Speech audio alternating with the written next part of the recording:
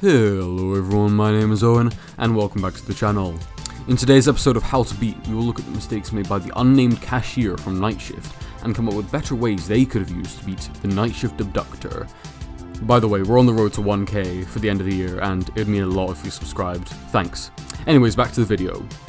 Before I dive into the solutions, I'm going to do a quick plot summary and go over the rules and conditions of the scenario, so that we can get a better understanding of what we are up against today. Feel free to skip around in the video, timestamps should be on the screen right about now.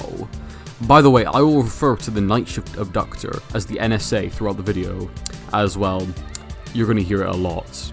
Just a quick warning though, this video contains heavy spoilers for Night Shift, so if you're cool with that, then feel free to sit back, relax, have a 7-Eleven hot dog, and enjoy. Plot summary. Night Shift takes place in a rural area between Oklahoma and Texas. The game's time frame is never discussed in-game, but from some clues in its sequel, Stay Out of the House, we can presume it takes place around 1989-ish. In-game, you play as a young, seemingly male cashier, who just got dropped off at his nighttime job at the Eku gas station by his girlfriend, Amber. He walks in only to be greeted by his co-worker, Kat, who tells him to punch in so he can go on a hot date. We all know it's bullshit, Kat. We know you're gonna go back home to play some Power Drill Massacre. I couldn't blame him if I'm being real. Also, Kat does tell us that the phone is broken and that the repair company never came to fix it. That definitely won't come to screw us over later on. No siree. However, after punching in, the cashier reads a note left by their boss, Rick, that says, "Hey guys, sorry the phone line isn't fixed. You'll have to bear with me until the repair guy comes. Don't worry, I'm not expecting any emergencies. I need you guys to do a better job on side work during your shift. I'm expecting this to be finished when I come this afternoon. Job 1, sweep the floors. Job 2, place items that weren't purchased back where they belong. Job 3, clean the bathrooms. From Rick." So the cashier proceeds with what the note tells him to do, until a truck driver, who strangely looks a lot like Justin from Murder House, comes in and asks the cashier to pump $10 worth of gas on pump 5. After doing so, he drives off and the cashier continues their job, until he's interrupted by a woman named Diane, who asks for Banshee Red cigarettes, with filters. Side note, who the hell intentionally uses cigarette filters? I know this is the 80s and all, but like, still, why? She also asks the cashier if she can use the bathroom. However, the bathroom door is locked and the key seemingly grew legs and ran off. So the cashier simply tells her that they can't open it, so she drives off. The cashier then gets back to work, but it's around this time that a mysterious unmarked white van starts circling around the gas station. The van is only seen doing this 2 to 3 times, however, before disappearing completely. Later, a mysterious man who looks like the combination of a Discord mod and Bob Ross comes walking up to the gas station, and creepily asks the cashier if they're alone. We can respond with either "No, my co-worker is in the back," or "Yes," but neither seem to change the outcome. The strange man then walks around the store and glares at the cashier before stopping and grabbing a beer out of the freezer. He pays for it, then leaves the store. Many people theorize that this guy is actually the NSA, but this has since been disproven since he can be seen in one of Stay Out the House's many endings, whilst the NSA is close behind the player.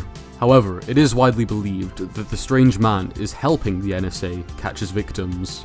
Soon after the mysterious man leaves, the NSA breaks in through the back door. Our cashier then goes to investigate, where one of 2 things happen. 1, the Night Shift Abductor ambushes and knocks out the cashier and assumedly kidnaps them. Or 2, the cashier walks into the back room and finds the door open. They then see that the bathroom door is also unlocked. They then walk into the bathroom and get attacked by the NSA and are then presumably kidnapped. Now with the plot summary out of the way, we can now move on to the rules and conditions of the scenario. Quick reminder to feel free to skip to the solutions if you feel like it. Without further ado, rules and conditions. Our cashier can only use the objects and information given at the time to beat the NSA, so we're generally looking for a solution that removes risk, ends the conflict sooner, and one that could potentially put a stop to the NSA completely. To get a better advantage in today's scenario, we need to go over his motives and abilities. The NSA is notorious around Mill Creek, Oklahoma, for kidnapping gas station and restaurant employees late in the dead of night. Although his reasoning for this is very enigmatic, the notes that can be found within his house do allude to the fact that he's using his kidnapped victims as food for a godlike extra-dimensional entity, and in return this entity provides the NSA with enhanced human abilities, like higher stamina and endurance, incredible strength, and the ability to regenerate wounded body parts extremely fast. And although the details are extremely unfathomable, the being and the NSA eventually seem to form a sort of symbiosis, so they can both feed on one another. Think of this as a connection like the umbilical cord connecting a mother and a child, but in a more mental than physical state. So whilst killing him isn't impossible, it would definitely be difficult given his superhuman abilities. It was also stated in the notes that at one point the NSA held Christian beliefs, but he eventually got tired of waiting for answers and rewards, and it is most likely around this time he came into contact with the leader of the CFV cult. He then became a member of the cult, and the aforementioned entity became a Newman over the NSA's murderous rampage. At first, the NSA was just using withered dead bodies he collected by grave robbing and common farm animals like cows, chickens, and goats as food for himself and the entity. However, the entity then started requesting fresher meat. Later, he moved on to taking and coaxing homeless people into the house, where he would then later murder them in cold blood. However, the entity then grew a distaste for these victims and instead forced the NSA to seek out more low-risk targets who would be less likely to resist and put up a fight. This is when he switched his gears over to kidnapping night shift employees such as ourselves. His kidnapping soon became so widespread across the nation as a growing epidemic, so the media then dubbed him the Night Shift Abductor, and it was around this point that the NSA became a lot more condescending and audacious with his actions. He went from dreading to be caught to just accepting that he couldn't be. The NSA mainly uses a sledgehammer to strike his victims, but in Stay Out of the House he can also be seen using a cleaver and a chainsaw, so his weapon will really just depend on the situation. We also know from that game that he is capable of picking people up by the neck and choking them out, since he can be seen doing that to 2 of the survivors in the game. We also know that the NSA will drive around places he targets, most likely to scope it out and check out how many employees or people he needs to take care of.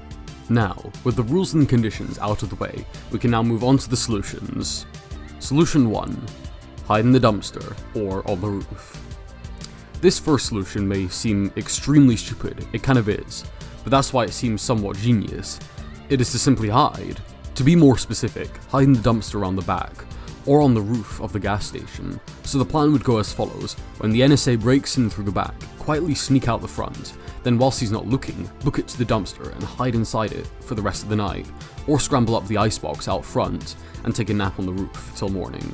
Some people might think this is a dumb idea, since no one would want to lie in a pile of shit and rotting food, or on a crusty, uncomfortable roof, for what could seem like multiple hours.